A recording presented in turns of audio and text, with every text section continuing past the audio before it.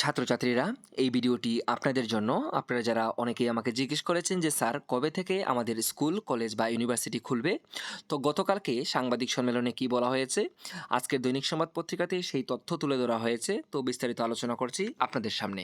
তো দেখতেই পাচ্ছেন, বলা হয়েছে আপাতত স্কুল, কলেজ, বিশ্ববিদ্যালয় খুলছে না। রাজ্যে আপাতত বন্ধ থাকবে সরকারি, বেসরকারি স্কুল, কলেজ ও বিশ্ববিদ্যালয়।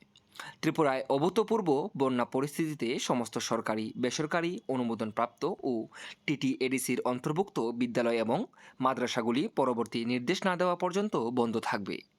আজ মহাকরণে এক সাংবাদিক সম্মেলনে এ সংবাদ জানান শিক্ষা অধিকর্তা এনসি শর্মা। তিনি জানান, ভয়াবহ বন্যায় রাজ্যে স্কুল, কলেজ, বিশ্ববিদ্যালয় এবং পাঠরত ছাত্রছাত্রীদের ব্যাপক ক্ষতি হয়েছে। বর্তমানে 239 স্কুলে বন্যা দুর্গতদের জন্য ত্রাণ শিবির রয়েছে। আর বন্যায় 209টি স্কুলসহ 3টি কলেজের পরিকাঠামো সম্পূর্ণ নষ্ট হয়ে গিয়েছে।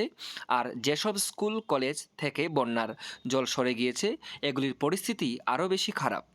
এইসব শিক্ষা প্রতিষ্ঠানে পঠন পাঠন শুরু করা অসম্ভব। বিভিন্ন রোগের জীবাণু এখন এসব শিক্ষা প্রতিষ্ঠানে ছড়িয়ে রয়েছে।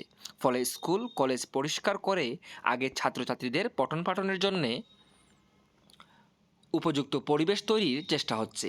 এরপর শিক্ষা প্রতিষ্ঠান খোলার চিন্তা করা যাবে। তিনি জানান, অমরপুর, উদয়পুর শহরের পরিস্থিতি এখন পর্যন্ত স্বাভাবিক হয়নি। তাই উদয়পুর ও অমরপুরের কোনো প্রাথমিক রিপোর্ট তৈরি করা যায়নি। তবে অন্যান্য জেলা ও মহকুমার প্রাথমিক রিপোর্ট অনুযায়ী শিক্ষা দপ্তরের প্রায় 11 কোটি টাকার পরিকাঠামো নষ্ট হয়েছে। বিলোনিয়ার সাতচাঁদ ব্লকের জগৎরাম পাড়া এসবি স্কুল এবং বিসিনো ব্লকের ধনন্তপাড়া জেবি স্কুল বন্যায় পুরোপুরি ক্ষতিগ্রস্ত হয়েছে। এই দুটি স্কুল পুনর্নির্মাণ করতে হতে পারে। তিনি জানান, প্রায় 12,000 ছাত্রছাত্রীর পাঠ্যপুস্তক নষ্ট হয়েছে। রাজ্যের বিভিন্ন জেলা ও মহকুমার হাজারো ছাত্রছাত্রী এখনও ত্রাণ শিবিরে রয়েছে। তবে রাজ্য সরকার এসসিইআরটি মাধ্যমে সব ছাত্রছাত্রীদের পুনরায় পাঠ্যপুস্তক বিতরণের সিদ্ধান্ত নিয়েছে। প্রথম পর্যায়ে 12,336 জনকে পাঠ্যপুস্তক প্রদানের অনুরোধ রাজ্য সরকারের কাছে এসেছে। তাই এখন প্রথম ধাপে জুলাই বাড়িতে 3,416 জন এবং শান্তির বাজারে 1,125 জনকে পাঠ্যপুস্তক প্রদান করবে শিক্ষা দপ্তর।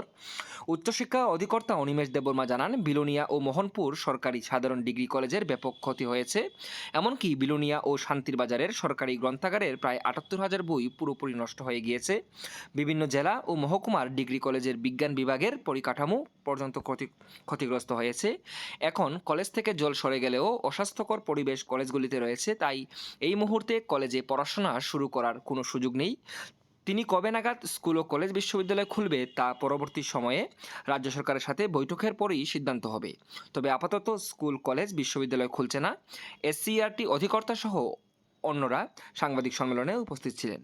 প্রিয় ছাত্রছাত্রীরা, আপনারা বুঝতেই পারছেন যে রাজ্যের বর্তমান পরিস্থিতি অনুযায়ী কিন্তু এখন রাজ্যের স্কুল, কলেজ এবং ইউনিভার্সিটি খুলছে না।